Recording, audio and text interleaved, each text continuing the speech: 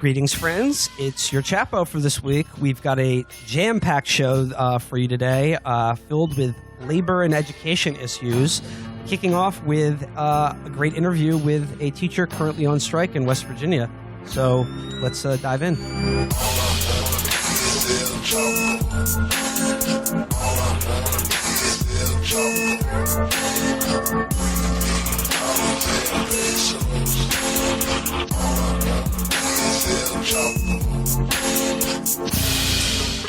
Okay, so joining us this week, we have a very special guest. It's Michael Mochaidean, who is a teacher in West Virginia, who's calling in from there right now to tell us a little bit about the amazing strike that's been going on over the past week in West Virginia. So, Michael, just to get started, just in very, very generally, like the background here, why did this strike happen? What was his initial cause, and what were your, as the teachers, what was your initial ask here? Well, the long and short of it is this anger has been brewing for quite some time. The natural gas industry, the coal industry, has continually asked for lower and lower taxes, and our Republican-led legislature and for the longest time Democratic legislature has been more than willing to give them those lower taxes. So we've seen the effects of neoliberal capitalism in this state, the result of lower taxes, meaning fewer funds for public services. So we knew that this was coming.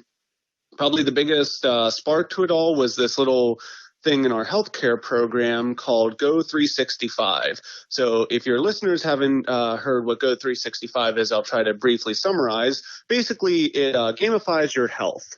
So you have to check in with your smartphone or Apple Watch or something to show that you're doing some type of exercising. And so you would have to get 3,000 points one year, 5,000 the next year, so on and so forth. So for teachers who already work about 12 to 15 hours a day between lesson plans, grading, monitoring kids, second jobs, you name it, somewhere in between there, we kind of had to find time to go to the gym. And that was kind of the breaking point for a lot of teachers who felt like this was just too damn much. Wow, that sounds super fun. Yep. That sounds like solutioneering. I feel like such an asshole. I said, those Fitbits are going to make you do that. I didn't know they were actually already making people do this. Yeah, it's a Holy dystopia. fuck. So, Mike, I mean, I had no idea about this, and I'm dumbfounded by it. So, like, as a contingent for your health care for public school teachers in West Virginia is lashing you to a Fitbit and making sure you do a certain amount of steps a day? Yep, that's essentially what they wanted us to do. They installed. Okay, I'm done with this interview.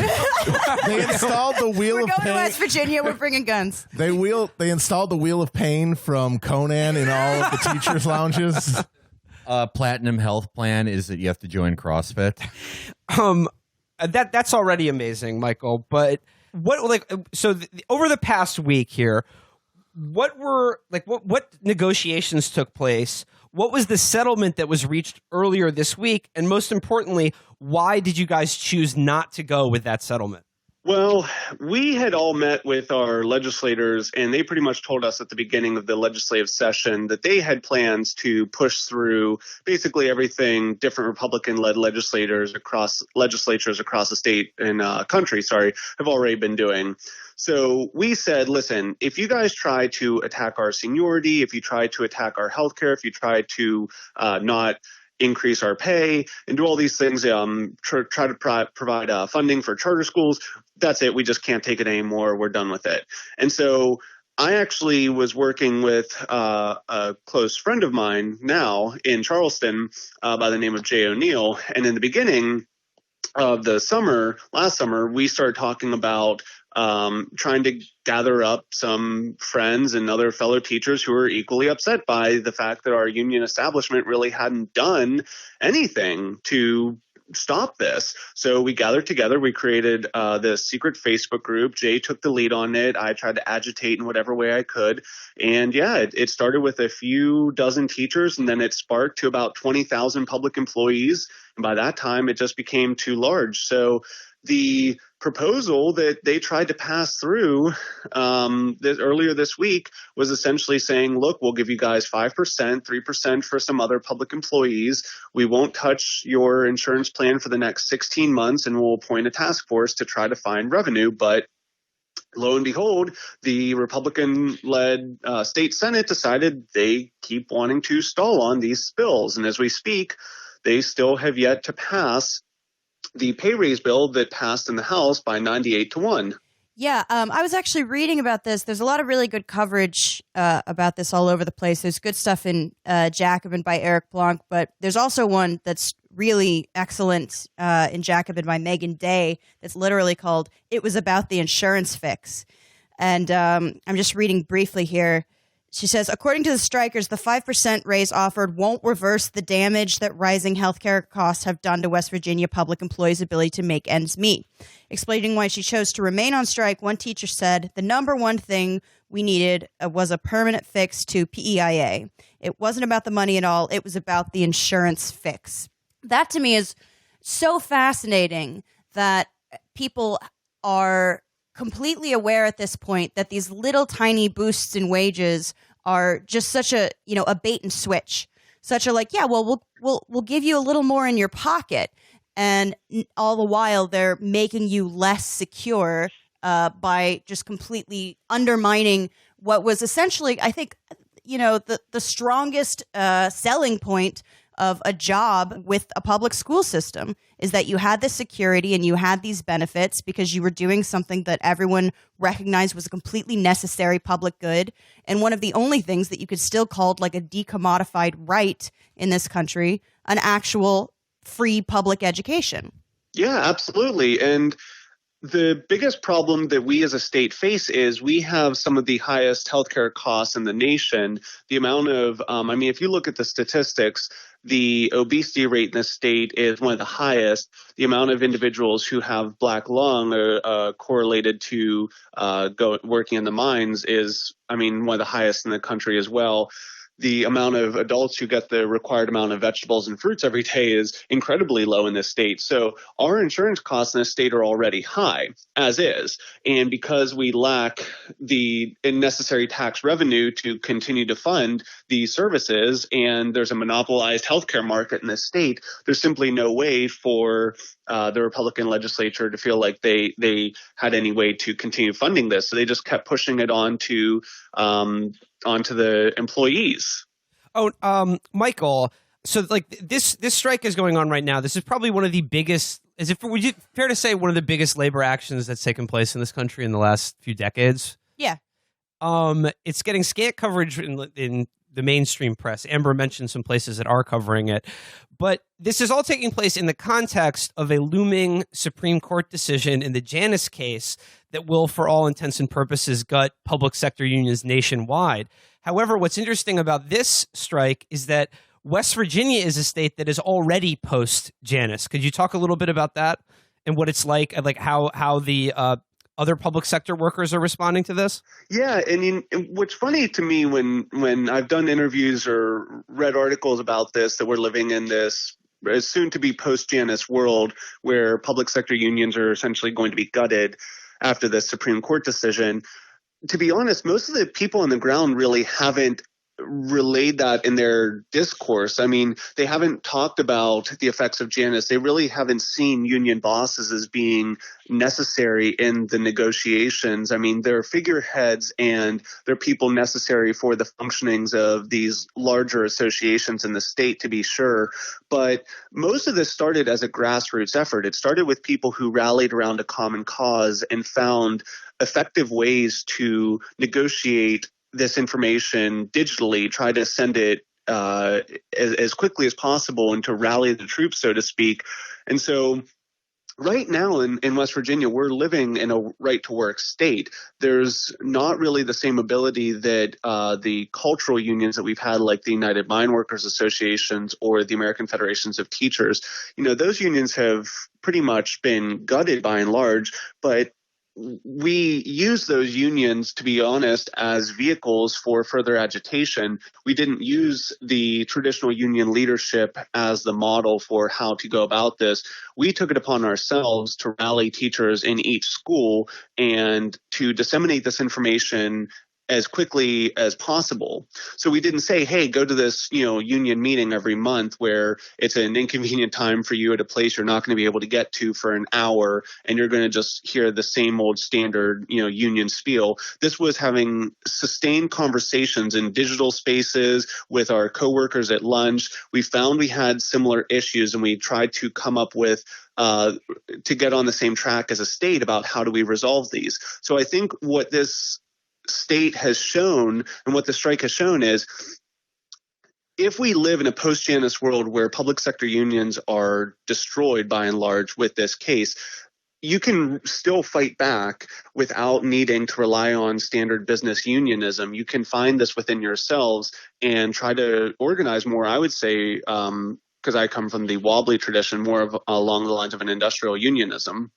Yeah, I mean, one of the fascinating things about this is not only is it a wildcat strike, meaning, it was done without the blessing of the union leadership, but it's illegal. I mean, it's illegal for you to be striking. And there's 3 different unions that are taking place in this. You've got AFT, WVEA, and then the West Virginia School Service Personnel Association, correct? Yes. And let me be clear, though, because this has come up a little bit, too.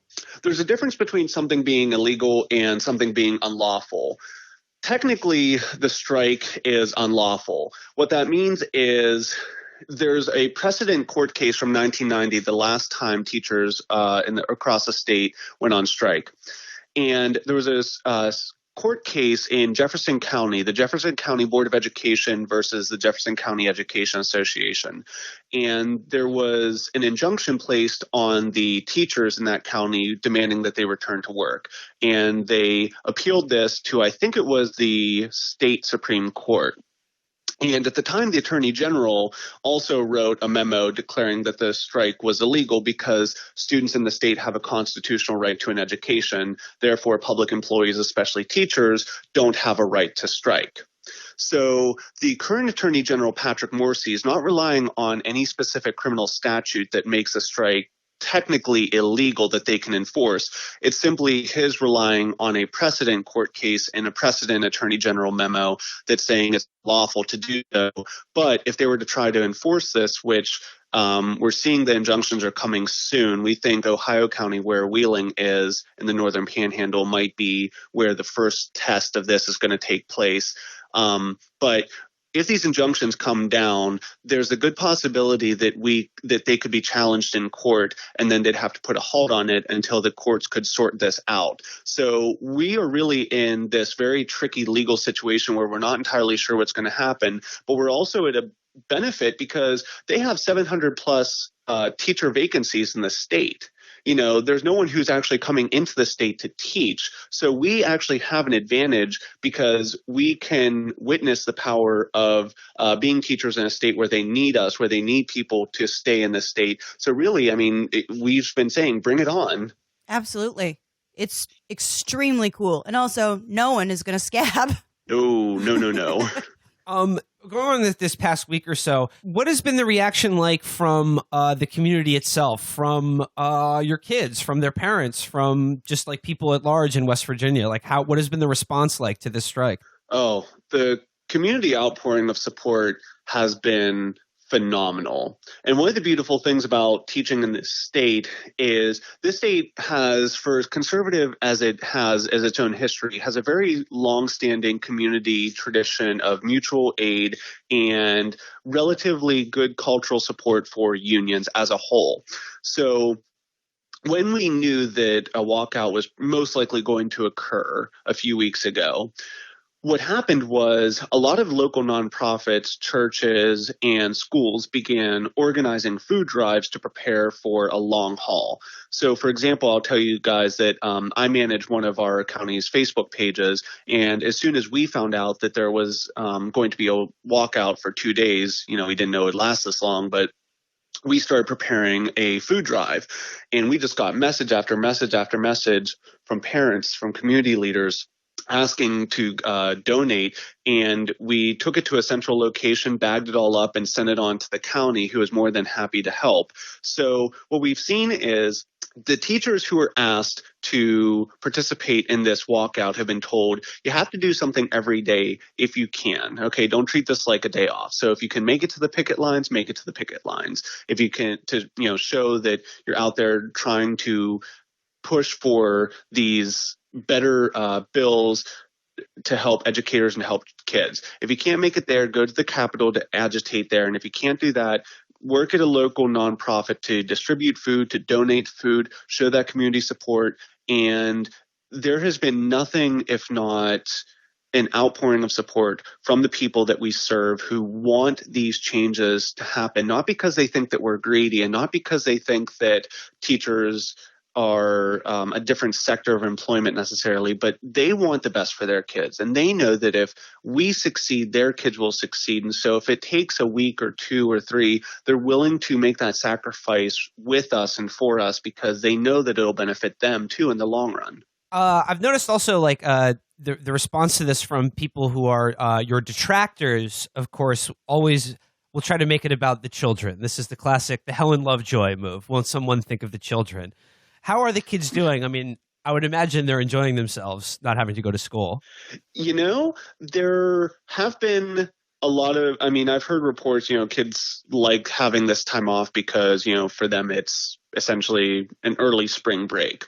But we've seen a lot of students organizing their own food drives in their area. We've seen students come to picket lines to protest with their teachers. We've seen actually this weekend, I think it was on Friday, there was a student-led march at the Capitol for this strike. So students have not taken a passive role in this. And to be sure, there's going to be a lot of students who are going to use this as time off to relax and hang out with friends. But we've seen a lot of kids who actively wanted to participate in government. I don't know if you guys saw this video, but when our governor, Jim Justice, was touring the state on Monday, there was a 6th grader who spoke up and he said, look, you have a conflict of interest, Mr. Justice, because you asked for $100 million for a tourism budget and you own the Greenbrier. You will specifically benefit from this tourism budget that you specifically requested. And when he started going off on this tangent about how $1 spent in tourism equals this much in revenue, the kid said, well, think of education as future revenue, and people will soon be smarter to vote because of this, to vote for people unlike you. And I'm kind of paraphrasing here, but he just got applause out the wazoo after saying this. So there's been a lot of active students in this state who are supporting what's happening. We're recording this on a Saturday. I'm sure we just saw some headlines that teachers in Oklahoma were considering a statewide strike, yes, doing their own strike. Have you heard anything about that? I've heard there was talk in Tennessee, North Carolina, and Arizona. I hadn't seen anything about Oklahoma, but if you say so, that's empowering. It's pretty incredible the knock-on effect that this is having, not just with teachers, but like I said, the more this is covered, I think it's very impressive, and I think it can't help but have an effect on the national imagination, just in terms of what is possible if we are going to be a right-to-work country, that perhaps this is a model going forward. Yeah, I hope that what we're doing here in the state actually resonates with people all across the country. And we've had an outpouring of support from people. I saw the strikers, I can't remember what university it was, but in the UK were coming out in support of us. We've had people from Canada who are donating to funds and wanting to come down to the Capitol and learn about what's happening. So we're hoping that what we're doing right now will inspire future strikes across the country, and we realize the eyes of the world are watching us. So we know that if we win, they win. So we can't back down. We can't compromise because this could affect everyone. Like I said, this is a Saturday. This was originally planned to be a 2-day strike. What does it look like going into Monday and next week for you? Well, last I checked, in the Senate, they had to convene a special session today because of everything that's been happening. The last I checked, the Senate voted to table the House bill for teacher pay raise yet again for the 3rd day in a row. They sent it along to the Senate Finance Committee. And the Senate Finance Committee chairman has been pretty uncommittal to this whole thing. He does not want to see it go through. So he's doing his own stall tactics. And actually, as we speak, I think they're considering the House bill to look at what the revenue is going to be like. But the biggest issue right now as we're talking is they need to find a source of revenue, and they will not have a long-term source of revenue to fix PEIA, to have teacher pay raises, unless they raise a severance tax on natural gas. And right before this strike happened, I don't know if you guys saw, but one of the people who's running for House of Delegates, Lissa Lucas, this made national news. She was simply reading off a list of donations that members of the legislature received, and they cut off her mic. They escorted her out. They were furious at the fact that she had the gall to announce public information about how much money these delegates were receiving. They said, listen, just stick to the issue. Don't go on this tangent. Just speak to the bill. And she's saying, listen, if I'm saying what these gas companies are paying the legislators to vote for, then that does relate to the bill. And so we've seen the fact that this state is so corrupt and so in the back pocket of these industries, whether they're Democrat, whether they're Republican, that the only way to change it is through direct action. That's what we're seeing right now. And so unless the Senate Finance Committee says you can fund these new proposals with a long-term severance tax on the natural gas industry, which we don't think is possible, this strike could very well continue into next week. And there's talk of occupying the Capitol. They voted on Friday to occupy the Capitol. They decided against it because they needed to strategize. So if things go south this weekend, you could see essentially what happened in Wisconsin in 2011 take place here in West Virginia in 2018. But the amount of public support we have right now and the push beyond electoral politics might show what Wisconsin could have been had they focused solely on that direct action instead of just turning it into a recall vote. Well, yeah, but I mean, Joyanne Reed pointed out today that the real lesson for this is that you people need to start voting for people who have all of your best interests in heart, i.e. Democrats. So what's your problem? Why aren't you getting on board? Yeah, why you're not getting out the vote right now? Why didn't you vote for a Democratic governor last year? I know. Stupid mistake. Well, I mean, it is kind of exciting that we're seeing a turn toward what Adolf Fried, Mark Dudzik called social unionism, where you're getting away from the strong electoral focus, and you're doing these rank and file actions and focusing specifically on things like public goods, things like public education.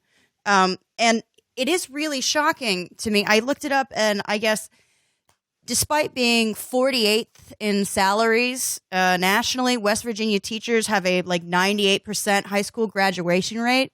That's insane that they're that successful under those conditions. Yeah, I actually didn't know it was that high.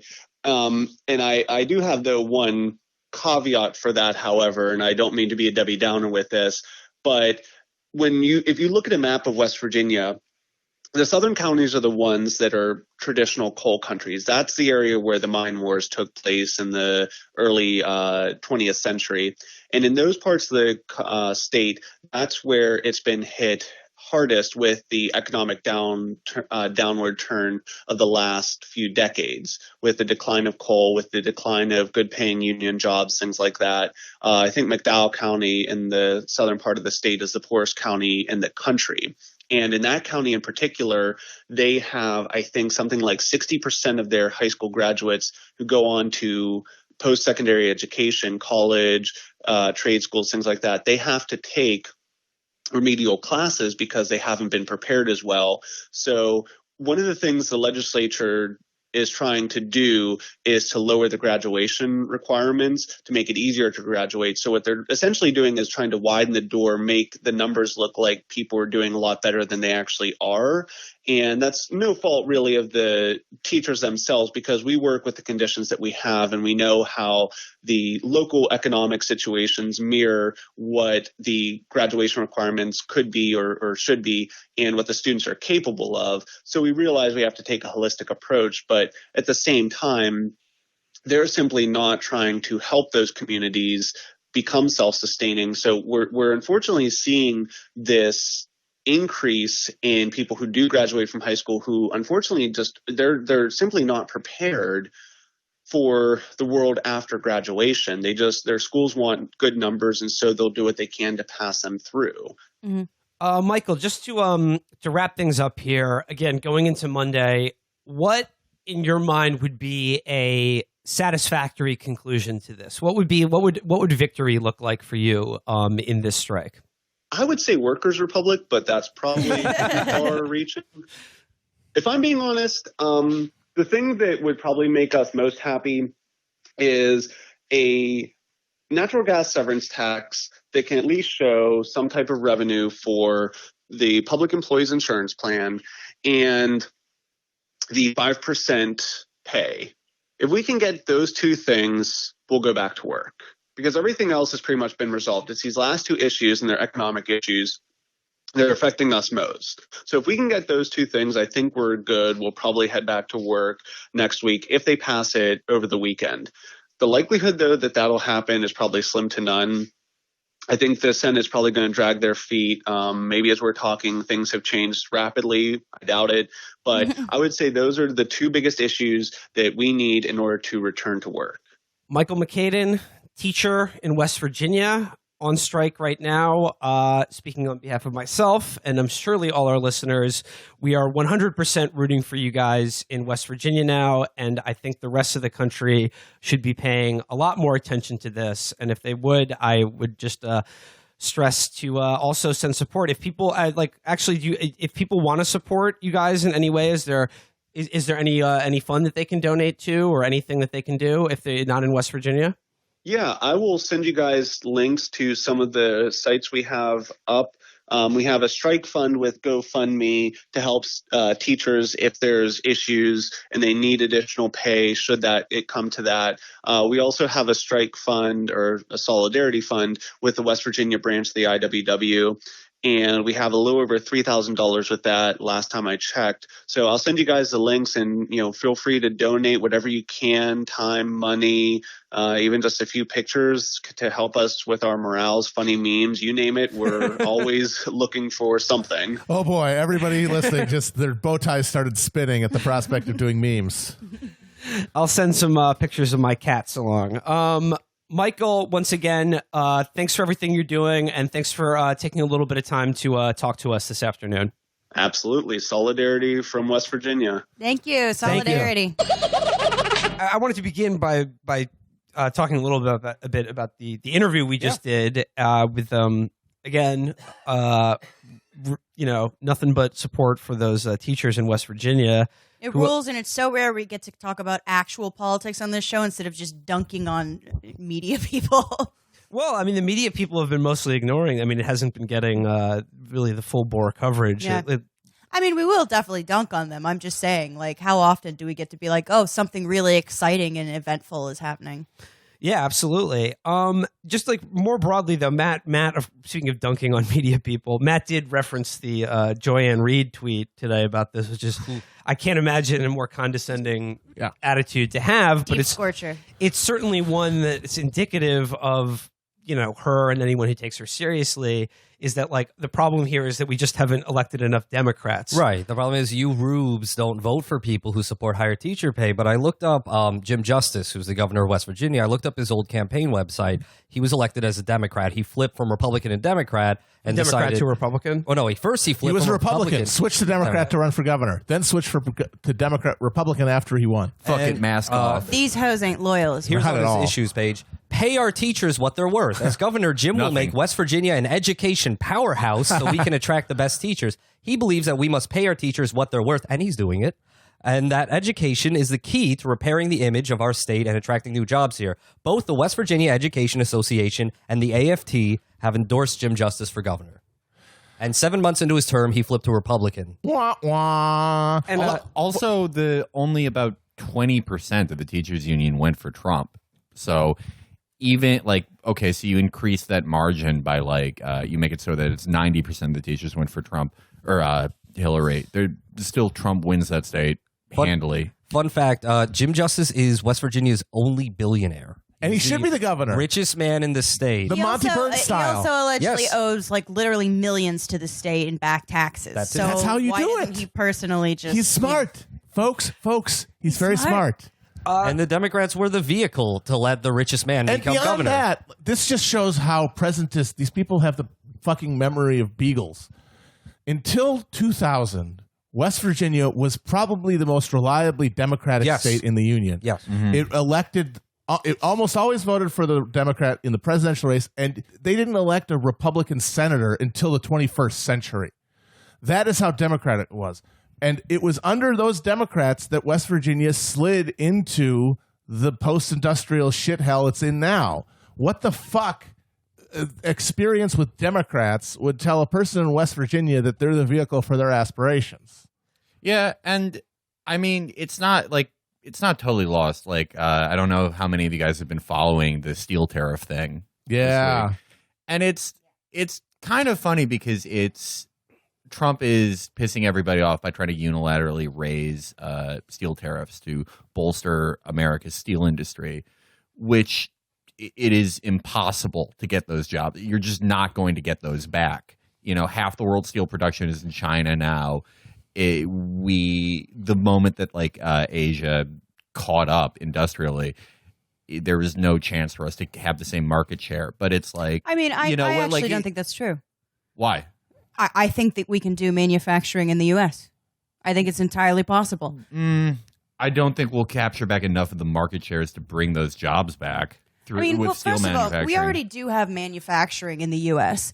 The thing is, With steel, though? no, but we do have manufacturing in the U.S. The thing is, the way stuff gets allocated because of like the global economy. Yes, the big things like steel have outsourced to China, and I literally watched that happen in Indiana. But like these things are not like God's law. Like, you can put a steel plant in the middle. Actually, it's still a steel plant that I grew up in the shadow of in Pittsburgh, Indiana, and it's right there, and all the stuff is there, and you drive by it, and it's like this weird, terrifying, like dead coral reef in the middle of like an agrarian setting, just like haunting the entire town.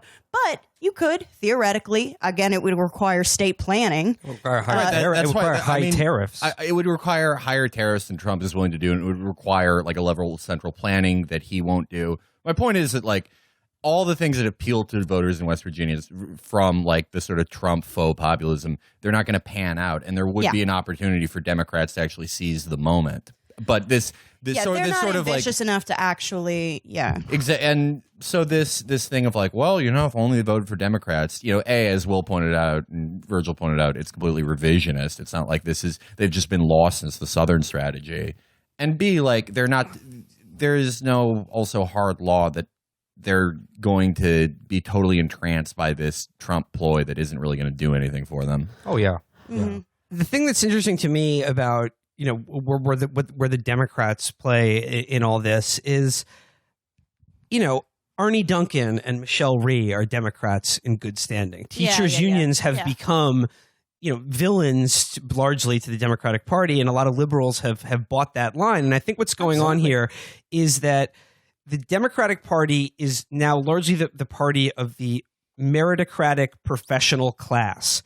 And I think in the certain mentality, I don't think they regard teachers as part of the professional class. I think they think that teachers don't belong in the professional class because they think they don't work hard enough or their skills aren't specialized. Well, I think enough. if they don't work in the private sector.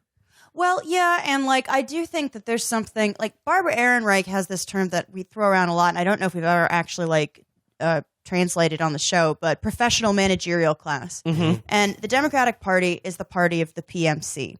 Now, that is not the same thing as class in a Marxist sense, where it's like you're working for wage, because that includes a huge number of people. However, like it is a real social designation, and it is an amazing indicator of like reactionary anti-worker tendencies against people who would otherwise consider themselves, at the very least, leftish liberal. Mm-hmm. And I mean, and a big part of the PMC, I think, at least as it relates to the attitudes towards teachers, is largely in the liberal media class, which is doubly funny because they regard what they do as some kind of special skill. Oh, totally. Whereas being a teacher isn't. Yeah. Right? Like, fair enough if you're a fucking heart surgeon or whatever. Yeah, okay, you've got a pretty special set of skills there. It took a long time to get.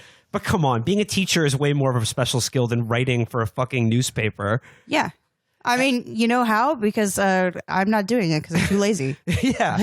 But no, I think a lot of it, the hostility, especially to teachers and teachers' unions, comes from a kind of policing the boundaries of a sort of class association as it regards to sort of elite liberals who don't regard teachers as really in their club. Absolutely. And it's weird. It's, again, back to Barbara Ehrenreich. There's this...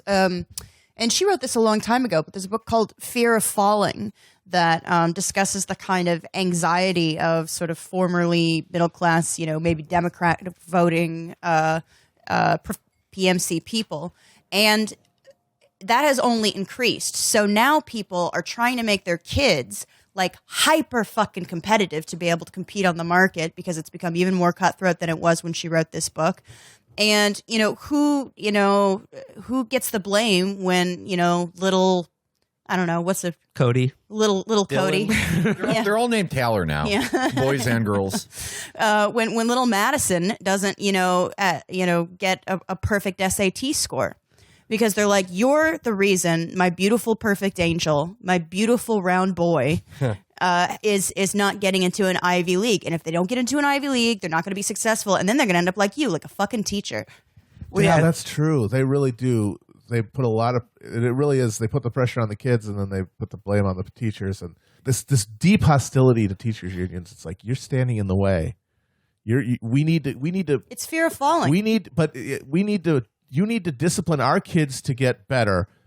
And the way you do that is by us disciplining you with the market, putting the gun at the fucking boot of the market against your neck to make you perform as well as possible. Because we know that's the only way that people work well anymore is with precarity and with a threat at the back of their neck. That's the only way people you get the most out of people. Thrown in because, yeah. And these teachers with unions, the only people left with unions protecting them from the market's discipline are going to fuck up turning your kid into a MacArthur Genius Grant winner.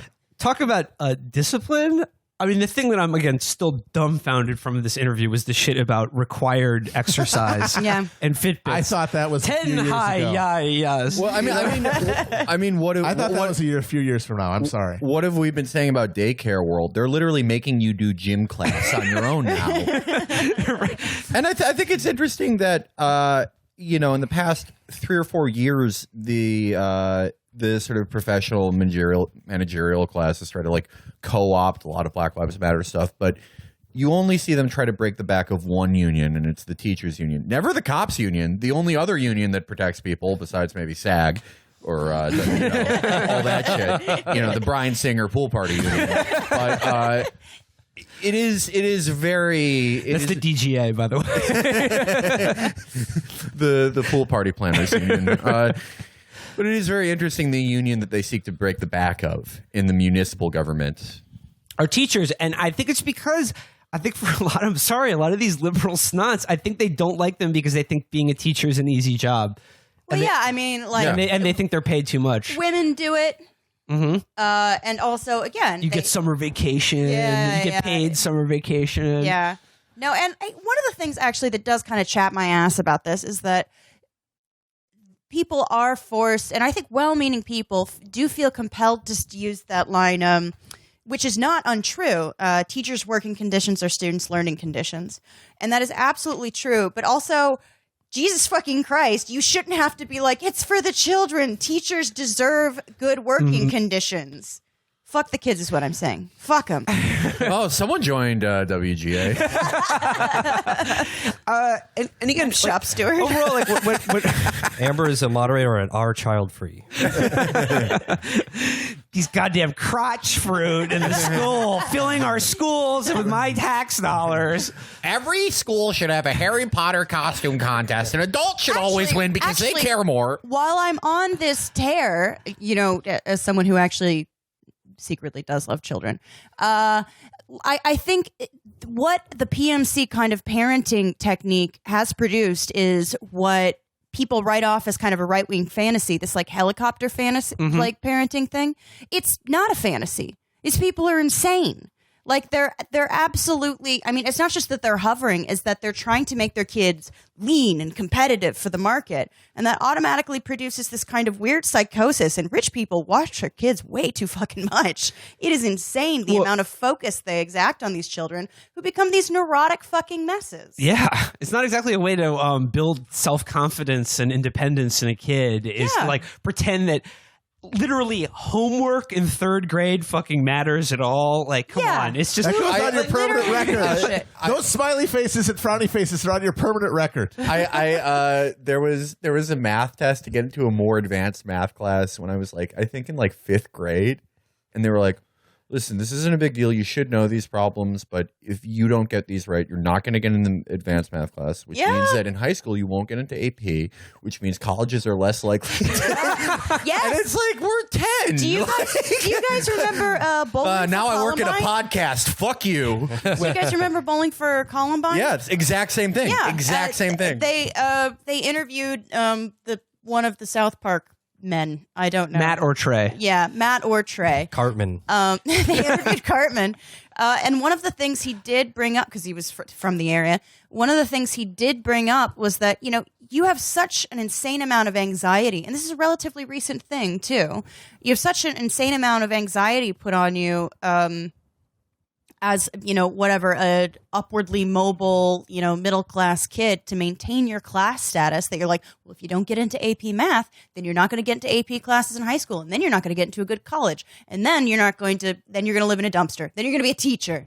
You know, which you know is an undignified thing, and you should definitely not become a teacher because it's a sinkhole, and you should become the people that are crushing them. It's absolutely, it betrays a kind of like we've completely given up on the idea of childhood right now. Yeah. I can't wait till the way that I helicopter parent my kids with my path, and I'm like, look, if you don't like fuck around posting on the internet starting at age 10 and develop, like, just sort of figure out like the best way to develop your ironic voice, don't go to school for like a year and a half or 2, then just start posting all the time because you don't do anything anymore and only go to the gym, and then move to a city with no plan and start a podcast, you're not going to maintain our class status. You're just not going to do it. You have to write for Deadspin. But Amber, like to your point about childhood, I mean, I know it was the episode we just did before this, but it really reminds me of what Patton said about the anecdote about bicycles, and about how in the 70s when it was actually Kids just rode random bikes. Yeah, it was like when it was actually much more dangerous comparatively, statistically, in this country, kids had a great deal more freedom. And now that we've actually, America is largely safer to a greater degree, but statistically, it's probably as safe as it's ever been almost to be alive in America. Kids just they're not running around, they're not outside because everybody is worried about, you know, the child predators or whatever. They have to constantly be optimizing or they have to be like, you know, if they're not in school, they have to be practicing something. They have to be like, you know, honing another skill or something, so that like that, you know, 12 years later they'll look good to college it's admissions. Changed the curriculum of school itself, and of course it's you know, it started out, I think, with these highly competitive kind of middle class schools, and then they discovered that like, oh, it doesn't work to just grind kids into dust. But where it remains is these underfunded, you know, poor schools where they're like, oh, well, they have 15 minutes to eat. There's no recess. Like half of the shit that people in New York are fighting to get for their kids is literally just recess, because there's a point of diminishing returns with little children brains where they cannot pay attention very long. This back to I said, like, you know, Arnie Duncan is a Democrat in good standing. He was Obama's Secretary of Education, which pushed very hard for you know, school privatization, charter schools. Yeah, you know, he was extremely anti teachers unions and anti public schools in general. Again, I mean, this is not an original point. Many other people have made it, but Obama's kids went to Sidwell Friends, and if you look at the model of learning and this classroom environment in upper class schools like that, it's very affirming and like loose, and you know, there's free time and there's arts and things like that. And I think, again, it's a matter of kind of like class warfare. I think they think that the kids of lower class need to be disciplined more. Like the education model needs to be more harsh. They have to be because leaner. They have to be tougher. To toughen up and like to basically become acclimated to a life of being surveilled, being surveilled, doing mindless tasks, and suppressing their own individuality, basically. I mean, it's interesting that the sort of professional managerial class vision of childhood, it's called helicopter parenting and derided as kind of a liberal thing, which it is, but the worldview undergirding it is extremely conservative. It reminds me of all those memes you see on like, pissed off Marines on Facebook that are like, no one's going to give you a handout, develop a skill. Every day of your life is a job interview. Everyone's out to get you. The world is dangerous. Start getting ready for job interviews now. It's the exact same worldview underneath both of those things. It's helicopter parenting for the rich and double tap parenting for the poor. No, it's really, I don't know, it's very depressing and depraved to arrange not just your life, but the lives of your posterity, to arrange your entire legacy around the demands of the market. It's just, I don't know. Wouldn't you just, very unromantic. My big thing about it is like, I know these people like love their children on some technical level. But they're highly valued assets. Yeah, exactly. They're members of the team. Don't you want better for your children? Don't you want them to like have a childhood and maybe find something to do with their lives that they find at least moderately fulfilling? It's fucking nasty out there. It also makes your kids into neurotics. Could you imagine how fucked up Amy Schwa's kids are by now? Oh, the Tiger Mom? Tiger Mom. Oh, well, they interviewed them, actually. Oh, really? And one of them is a hyperachiever, and one of them's a fail daughter. Hell yeah. And she seems frankly cool. But they're both like, she was really tough on us, but also she kind of overstated the degree to which because she was selling books. And then later, she followed up with a weird race science book. We should do a reading of. Now that I got y'all here, check out my race science post. Damn, this blowed up. Just check this out. Now, talking about haplogroups. She has a brand new book. That's right. That is about how American politics is tribal, and both sides need to get over their tribal affiliation in order to make America You're literally tribal. You said that Jews and Mormons. Asians should have babies so that they could have like big brains and compete on the market. It is true that she literally wrote a book that said, here are the different distinct racial tribes and the way that they raise their children, making some more successful than others.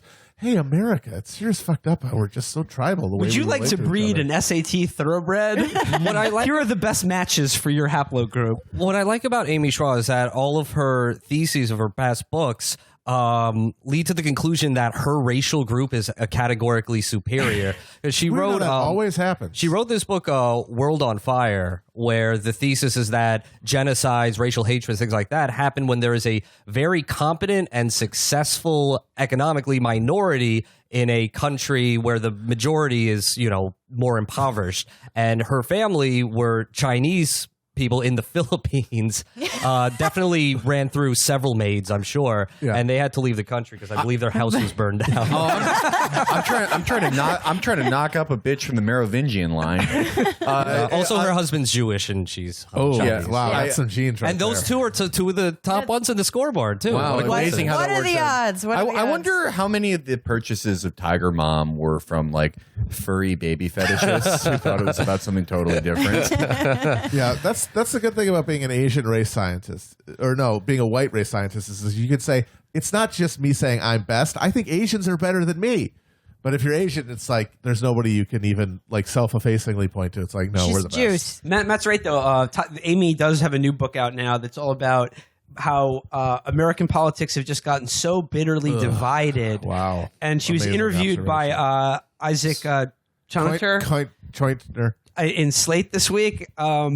And he was like, well, like, what do you mean? Like, it's just, like, she's like, well, on the right, of course, it's terrible, all the racism and white nationalism, and on the left, things are bad too, and just never elaborates what the corollary is. And of course, it's invariably like campus SJW bullshit, God. like, which I'm sorry, like the effects of are greatly That exaggerated. means nothing.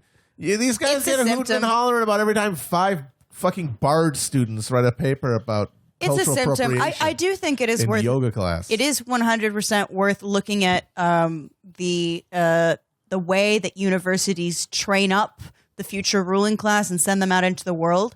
But universities are an island. I mean, they're like, some of them are just literally, just physically, most of them, I would say, like divided from any larger community. I mean, they're made to be like a summer camp. Like that's well, yeah, it's a consumer experience, and they're not the mansion on the hill. People look at these guys going hysterical about the illiberal attitudes on college campuses. You really need to stop looking at that through a political lens and just look at all of the lenses of campus agitation as just a bunch of kids going, "I need to speak to your manager," because they're fucking paying $100,000 for this. They better get what they want. We commodified the shit out of it so much, and then we're shocked when, like, you know, not even so much students, but the parents of these students act like fucking shitty consumers, saying this steak is overdone, I want another one. Yeah, I mean, and also that everything that is supposedly radical and dangerous from a campus just gets subsumed into the larger culture. Like all the dangerous counterculture bullshit of the 60s, what was the result? It was Steve Jobs saying, "Oh, when I took LSD, I saw that I could create a new type of phone." Really changing the world. Yeah, wow, this is scary. My third eye is telling me that America really should learn from China when it comes to environmental and workers' regulations. The other thought I had when we were talking about, preparing for this interview and just reading up on this strike in West Virginia is, again, back to this issue of healthcare that was being the instigating factor in this strike. And it just, I'm dumbfounded again. What a great country we have. Woo! What a great nation that we live in. Cool. Where this is like, how Say what you will about how it doesn't cover millions of people and lives are shortened, and it's a millstone around the necks of millions of Americans. But at least it's also the most expensive healthcare system in the world. Felix, I think you said something about this earlier this week, where it just, like, as a technique of social control, our health I think that is the point of our health insurance system, in that, like, you pay for health insurance, which is also always way too expensive. It's like a huge part of your budget. It winnows down the possibilities for every other thing in your life. And then not only that, you use it, and then you still get hit with a huge bill. And then there are all of these tacked on fees, and there's every way to just keep deny charging your you. Employers love to complain about having to provide healthcare, but man, it is a nice way to discipline a workforce. Absolutely. Like, Absolutely. You need this. You might be able to get another job, but what about a gap in coverage? And the Your unions family are afford figuring that? this out, because it's always, of course, the first thing on the table to be jiggered with. I think I mentioned him earlier, Mark Dudzik, who's the national organizer for Labor Campaign for Single Payer, said that, like, look, we need to get this out of the way, because it is right now the biggest obstacle to organizing around something like wages, because they keep doing this, like, bait and switch, where they're like, yeah, we'll give you a little raise in cash. It's more money in your pocket. But healthcare becomes less stable, less reliable, less secure. And it just puts you on shakier and shakier ground. Employer provided insurance is the new company script. You can't do anything. You can't even quit. You know. However, Chris, take out when I said script instead of script. No, we're leaving. Everyone, no. You can edit it. See how the sausage gets made. What do we pay you for except for to take the T sound out? I'm giving you health care so I can take it away if you don't do this. but Felix, the other point you made, though, that I think is important is, like, yeah, this is a great way to just discipline a population and just beat them down into a state of where they disengage from politics because they accurately decide that it really doesn't matter, or the realm of political possibilities offered will have nil effect on their life.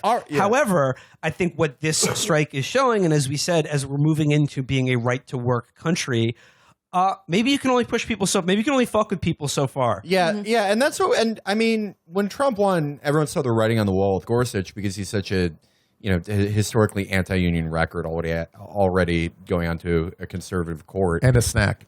and fucking sexy. That's how he wins all those votes. He just flexes. He was People are found like, guilty "God of being a total hoe. Yeah.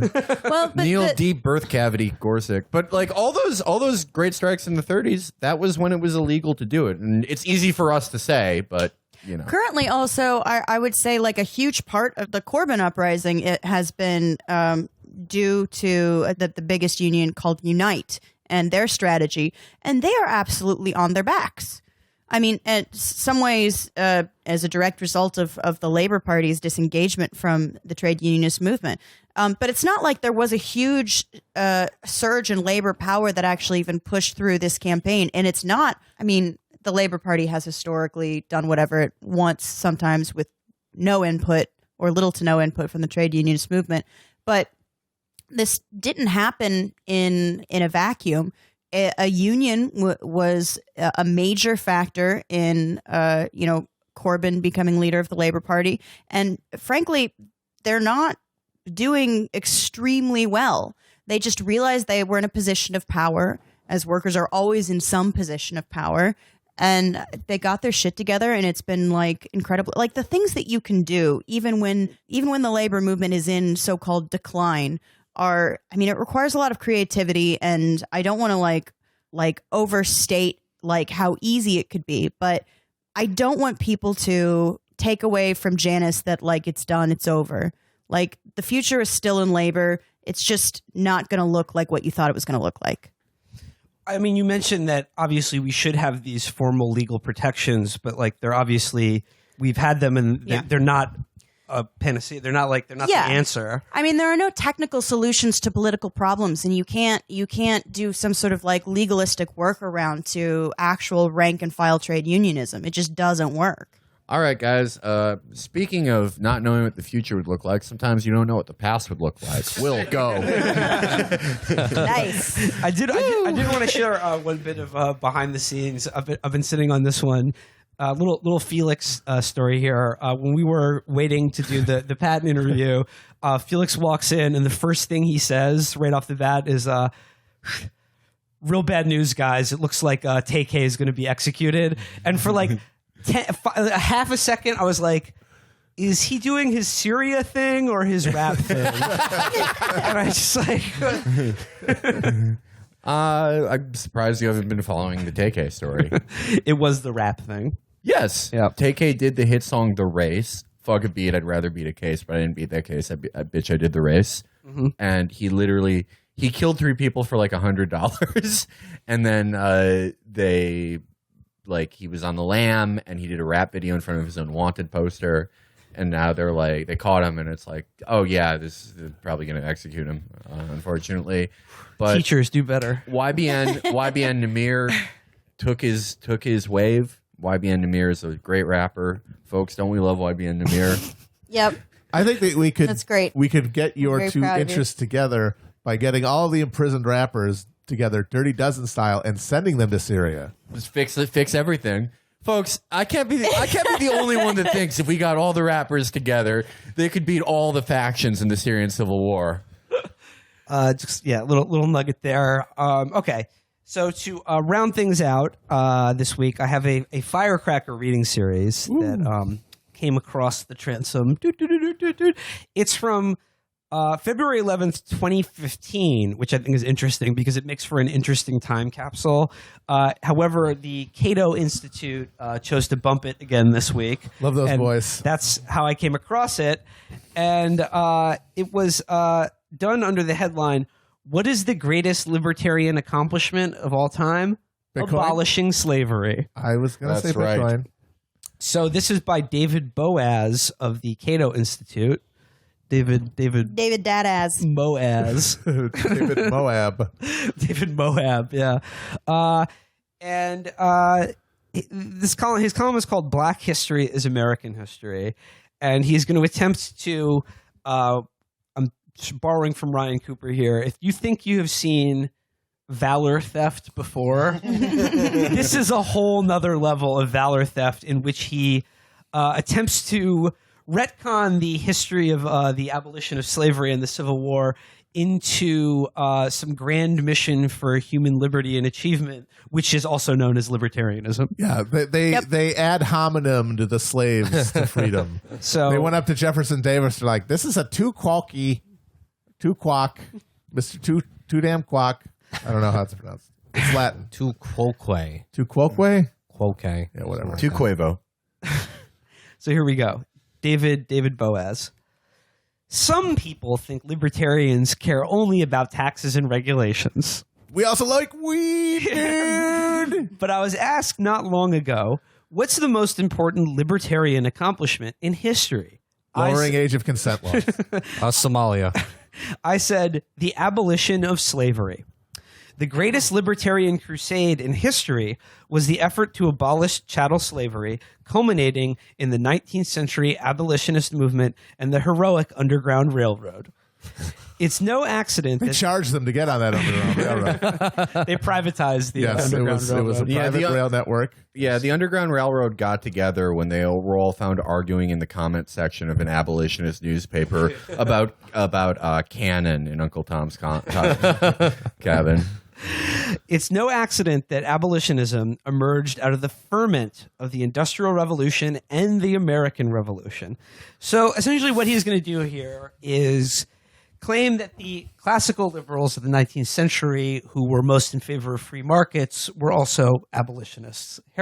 Henceforth, abolishing slavery was a libertarian goal, which to me is sort of similar to people like people who say shit like Jesus Christ. Yeah, he was a socialist. You know, if you read the Bible, That's a good one. Yeah. That's a good one when you get people with that. Like, I really don't think it makes much sense to read sort of graft onto like modern political movements and beliefs onto people in history, even going back more than like 20 or 30 years. They call it becomes reading incoherent. resistance. Yeah, it becomes completely yeah. incoherent.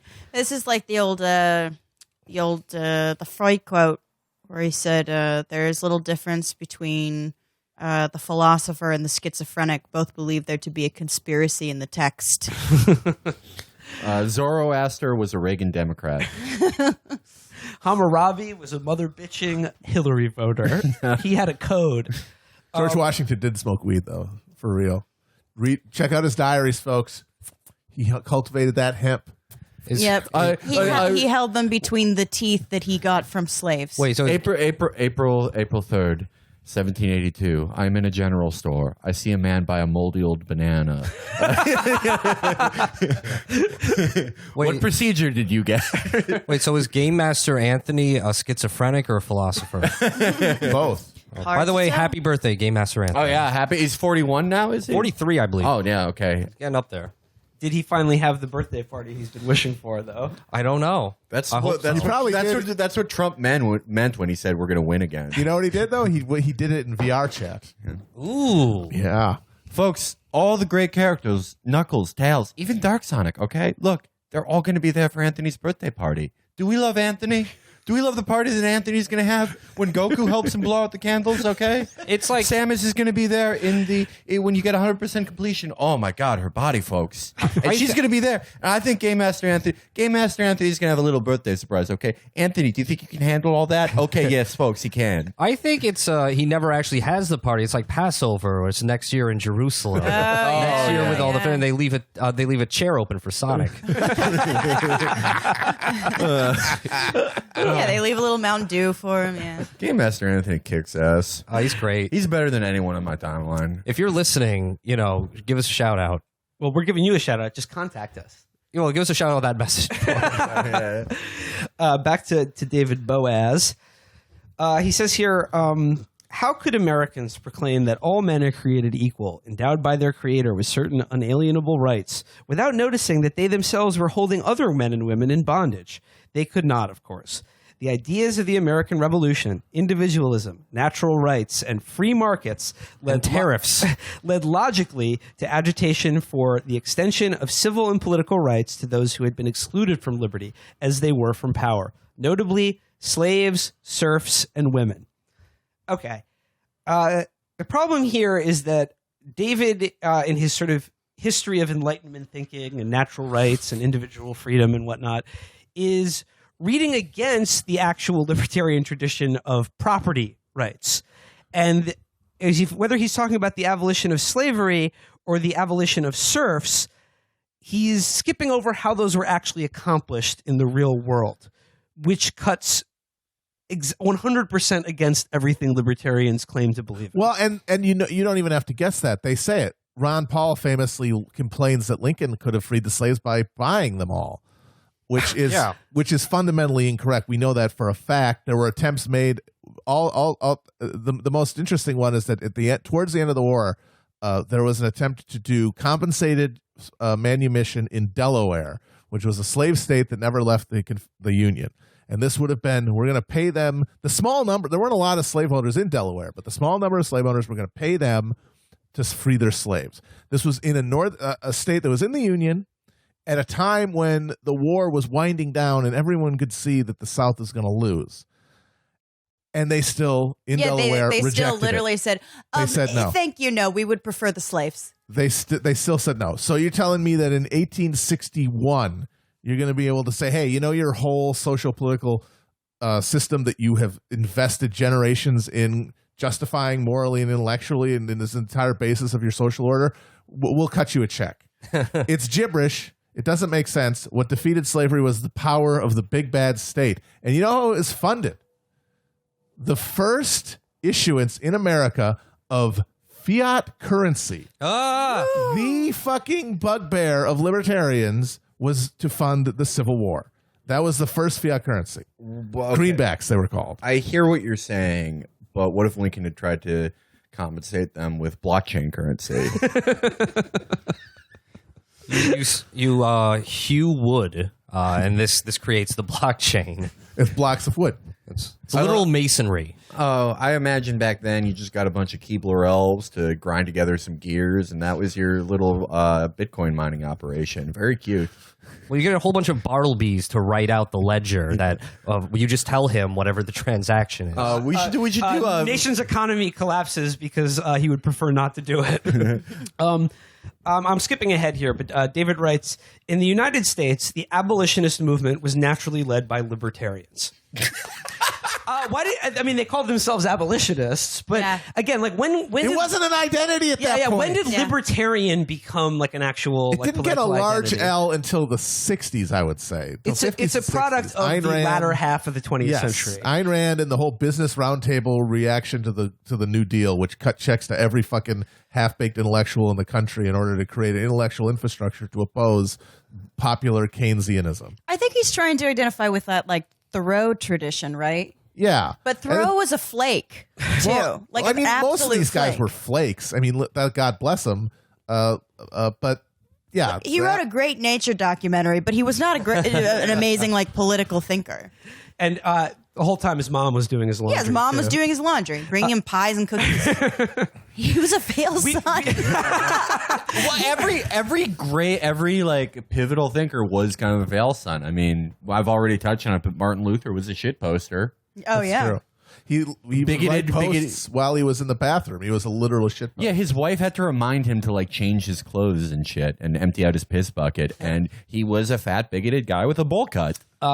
Continuing, leading abolitionists called slavery man-stealing in that it sought to deny self-owner... Wait. They called themselves Mr. Steal Your Man. This... I have never heard this. I feel like, Matt? I've heard the phrase. The idea that it was is not a common parlance. I'm sick of getting on the subway and I see someone man-stealing. They called it man-stealing in that it sought to deny self-ownership and steal a man's very self. Their arguments paralleled those of John Locke and the libertarian agitators known as the Levelers.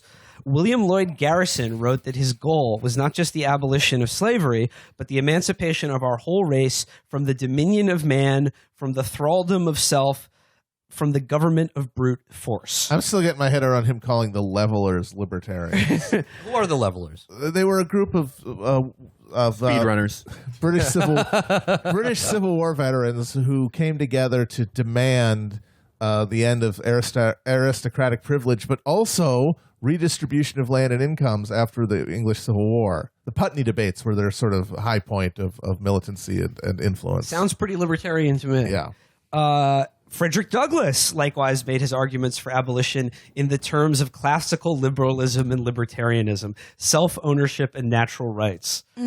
After the Civil War, he continued his fight for equal freedom, campaigning against Southern states' efforts to avoid following the new constitutional amendments. David, is this really libertarianism? Well, it's one of those things where they're just taking one strand of libertarian thought and saying that it connects to these previous thinkers to the point that you can call them the same thing. There's no way to throw that back, to retroactively justify your reasoning that way. It's just a way to sort of find one time that people with one strand of your beliefs had in common actually did something for somebody else. He goes on here to say racism is a problem, and then quotes Ayn Rand to make the case for why it's illogical. No, I get it now. It's a probability broach opened up from Ayn Rand's time to the middle of the 19th century, where she sent back copies of The Fountainhead and Atlas Shrugged for these early libertarians to find and decipher, kind of like Joseph Smith did, and they became abolitionists. Yeah. If you collect all the pieces of the Fountainhead, you can rise up and become the anarchy ball. Ayn Rand, who famously said that white people were justified in massacring the people who lived in North America because, hey, what were they doing? Did they have any railroads? No, they deserved to die. So, yeah, well done there. Just finishing up here, he says, the struggle for freedom is never finished. Today, libertarians work for economic freedom that would mean more growth and more jobs, for the freedom of all families to choose better schools for their children, a call back to earlier in this episode, for the end to the counterproductive war on drugs. That's their little nugget in there to just be like, hey, we're not complete monsters. For the end to the unjust war on selling infants. And for criminal justice reform. Respect for the dignity of each person is the foundation of moral and social progress. Okay. Which I believe in. However, what I found interesting about this reading series is what an interesting time capsule it makes from just 3 years ago now. In that pretty much everyone, like the libertarian moment is pretty much over as far as I can they're all see. Nazis. Yeah. And what everyone who at least online identified as a libertarian is now overwhelmingly just alt-right. Yeah. Yes. Like Or regular right. or just regular Yeah. right. To the Like, degree that there's a distinction. They're like seeping. They went for libertarian and to pretty blatant Nazi, and now the Nazi is just eating the rest of the. And as people who have studied this shit have found out, I mean, the libertarian is pretty much the gateway drug into the harder stuff almost all the time. Yeah. But what I found interesting is just 3 years ago, the Cato Institute and the main intellectual organ for the libertarian movement, and believe me, I'm using quotes around movement. He's using quotes, folks. Is the effort that they had to sell it in the terms of we are the heir to like the civil rights movement or the abolition of slavery. Yeah. When, again, if you were to make a Venn diagram, I forget who said this, but he was like, if you made a Venn diagram of everyone who says that the Civil War didn't have to be fought or Lincoln could have just bought the slaves, and people who identify as libertarian, it would be a circle. It's just like that. Yeah. Well, even if you want to move past actually owning people, if you want to go into like Jim Crow era, if you want to go into lunch counter shit, all of the defenses of segregation that people still kind of make, to be honest, whatever, gay cakes and all that. Is like you have the right to refuse service to anyone you want to refuse service to. That's what Rand Paul said. Rand Paul, who's currently in the Senate, he's not some fucking Dixiecrat, said that the Civil Rights Act of 1964, he would not have supported it because it would have compelled these private people, because that's the thing.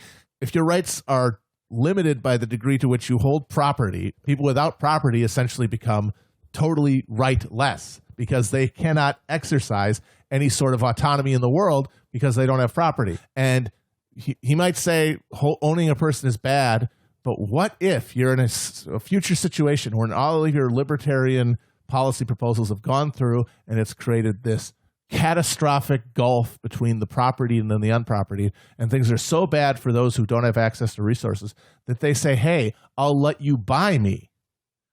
Now, that's somebody consenting to become property. Hell yeah. that seems to me, for those guys who are saying that these are universal human rights beliefs that extend to every human being, I think it would give them pause.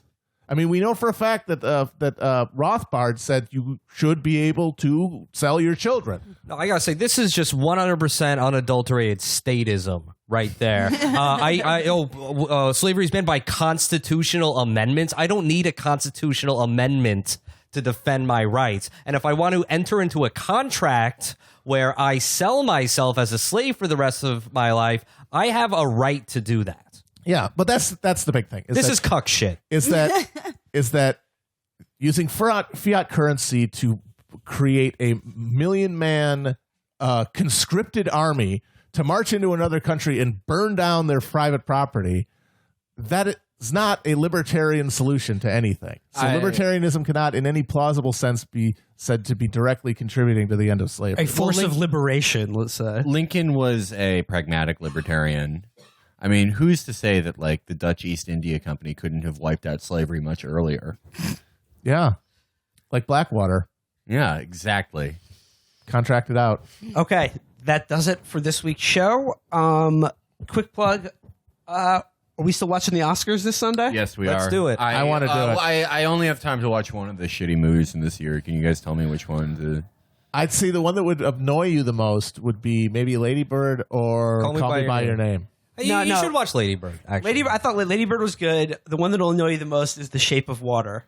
Really? You think the fish fucking thing you'd will like annoy you? it. I'm curious what Felix would think of Lady Bird. It's a little It's fanciful. soft-hearted. It's- it's a modern fairy but you- tale. Well, Guillermo del Toro is a friend of Hideo Kojima. That's the thing, is that I think he would like it because the creature looks like something out of one of his Vidya games. Well, It looks like something- I don't usually play the fantasy video games. I like a hardcore military simulator, then a Mil Sim Light, and then a stealth tactical experience and a tactical shooter. I enjoy some adventure games. The point is, I don't think he's adverse to fantasy. Actually, it's not something you'd find in one of his video games. It's something you'd find under his couch. Oh, Folks. actually, it's still clean. Yeah, you We're should see under my couch we're right really now. proud of you. Thank you. I told you I would do it. No, we're big film buffs here on Chapo, as I'm sure you know. We're gonna watch the Oscars this Sunday. Watch along with us. We'll be periscoping it. Just before we go, my top picks for the Oscar this year: Payback, 1998, Sicario, 2015, and let's say Collateral, Tom Cruise, 2004. Oh, another Three quick best plug. movies. We're coming to the West Coast, and every date is sold out except for Portland. There's a few tickets left at the Holocene. Go to chapotraphouse.com to buy one. Just one. Just exactly one. And also buy the book. By the book. By the book. Absolutely, by the book. And look forward to seeing you guys on the West Coast at all sold-out shows. Woo! Till next time, guys. No eye contact on the West Coast. Goodbye. Bye.